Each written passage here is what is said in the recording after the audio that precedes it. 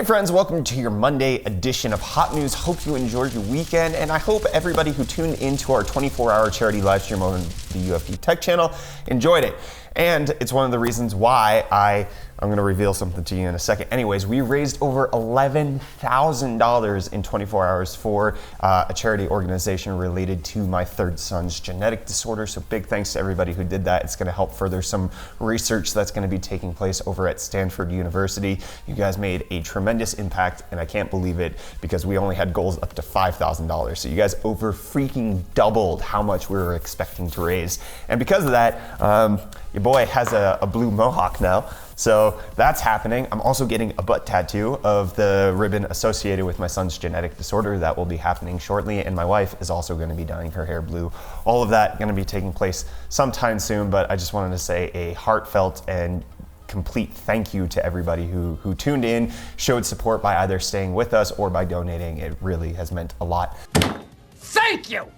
And with that being said, let's jump on into the hot news, which is stuff that we were going to talk about on Friday, but the charity stream kind of took it over. So if any of this is old and you've heard it elsewhere, you're welcome. So apparently there's a rumor flying around that Intel is having some trouble with 14 nanometers. And by rumor, this is something that has been said for the past like 8 to 12 months, 8 to 12 months, just talking about how Intel was never meant to produce 14 nanometer chipsets and 14 nanometer CPUs at the same time. And this has gone on for way too long. And then there was information coming out by a source saying that Intel is turning to Samsung to help produce some of their CPUs for the shortage. And that's going to be the current Coffee Lake refresh, as well as potentially the Rocket Lake CPUs that are coming out later on. However, Intel has yet again come out and said, no, we are not contracting anybody to help us produce CPUs. In fact, we are gonna just talk to people about chipsets and other things.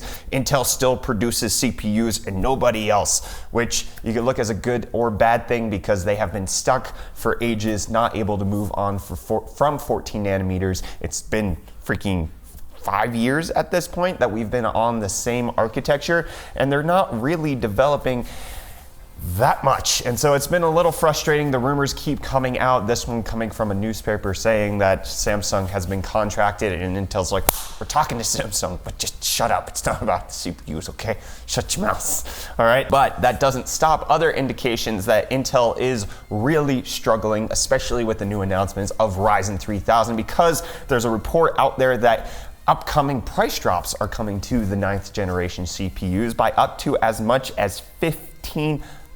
So a price drop of $25 to $75 depending on which SKU you're looking to pick up. So if you put the 9900K at a $75 price drop, that's putting you in the region of around $400, and you compare that to the $400 AMD CPU, the 3800X, you're actually getting quite competitive. It actually, depending on benchmarks, we'll talk about that in the later hot news, it looks like AMD still might be a better pickup over the 9900K, but that's also stock clocks and not overclock. So, I mean, a $400 9900K would be quite compelling even with the upcoming Ryzen 3000s. We'll have to see if this is true, but 15% price drops is something that might be coming. There's rumors that 14 nanometers is gonna be produced by Samsung.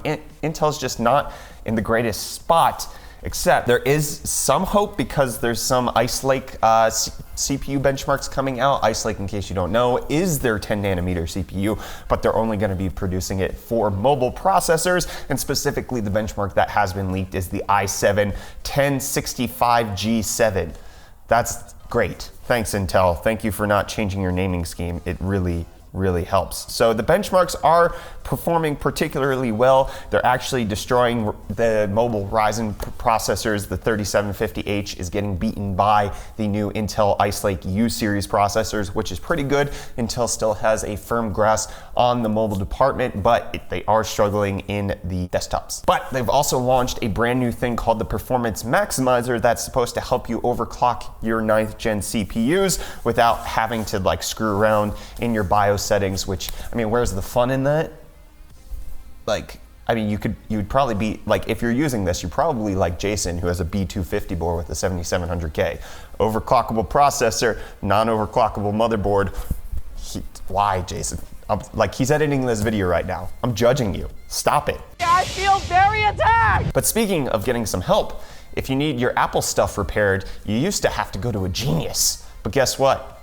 You could get an iFixit ProTech toolkit and fix it yourself, or I guess the lazy man's way is going to a Best Buy store, because they will soon offer Apple certified repairs, which is pretty cool. So they're now opening that up, which is a far cry from back when I bought the first iPad, and the closest Apple store to me was an hour and a half away, and they were like, oh, you're fine, we'll ship it back. But speaking more on Apple stuff, apparently because of the new Trump tariffs that are taking place, they're planning on moving a third of their production out of China and into a different country because of the increased percentage tariffs that are going to be on things. They're estimating that this is going to take about 18 months, and even if the trade war does, simmer down and the tariffs are reduced, it's probably a better bet for Apple in the long run to have some diversified production in multiple different countries, especially given the volatility that's taking place between the US and other foreign nations that is out there. Apple might not be in the wrong on this one, but they also might not be in the right. They just want to make as much money as possible. I'm pretty sure Tim Cook is like Scrooge McDucking all of that cash that Apple has. It's in a vault somewhere, and he's just like swimming through it on the daily. And then in one of the weirdest headlines that I could come across, Twitch, the live streaming platform that we are sometimes on, we live stream there for the 24-hour charity stream. Anyways, they've acquired the website Bebo, the social networking platform that never really was good at anything. Twitch is now adding it in, potentially to take over functionality, potentially to have the patents or IP, the intellectual property of them, or potentially because they really just are nostalgic for bad social media sites. Find out if this develops anything. But Twitch, Bebo, lovers, together. It's a song.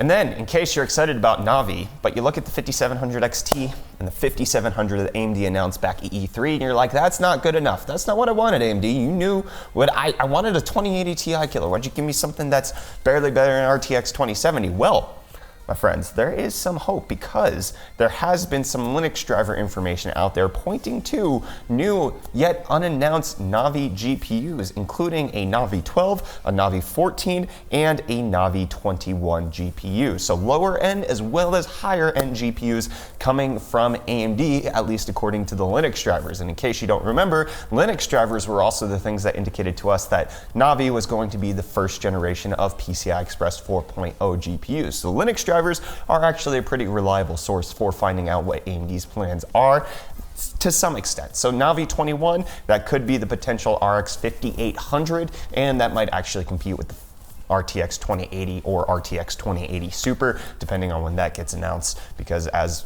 our last Hot News episode indicated, NVIDIA did nothing last Friday, so information broken.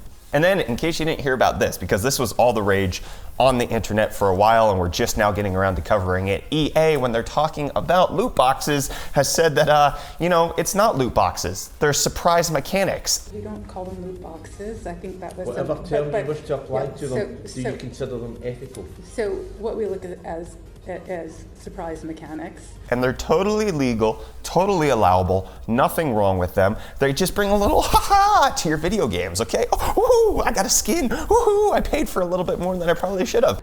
This is something people enjoy. They enjoy surprises.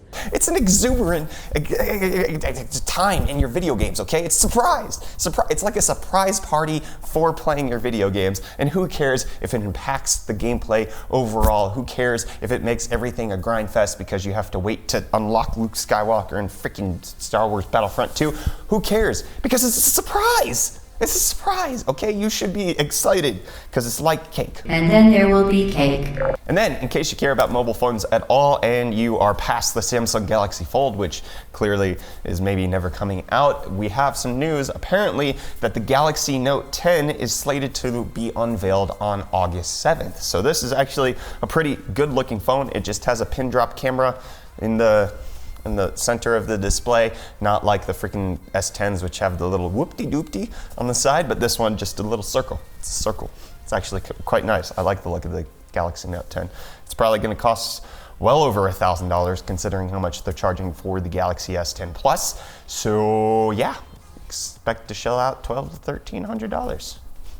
But you know it's not going to be that expensive. Apparently, there has been some leaked images and details and rumors about the upcoming Nintendo Switch Mini, which is supposed to be a smaller version of the Nintendo Switch with non-detachable Joy-Cons, presumably, if I had to guess, probably running on the same Tegra chip, because Maxwell is ages old, so they can't get much cheaper than just using a 4-generation-old SoC. It's crazy, unless they're gonna switch over to AMD and Samsung, like we talked about in a previous hot news. You can't reduce the specs on the Switch. It's already crap. Like, you don't do that. You can only make the shell worse. Anyways, you know what else would be worse? Continuing this episode. So that's where I'm going to end it. Thank you all for watching this episode of Hot News. Don't forget to hit the like button if you enjoyed it. Don't forget to check out Displates at displate.com/UFD Tech Official. Dope metal prints. They're amazing. Enter coupon code UFD to save 15% off. You know you wanna. They're great. I love them. Anyways, get subscribed. I'm Brett. Hot News. Love you too. Mohawk.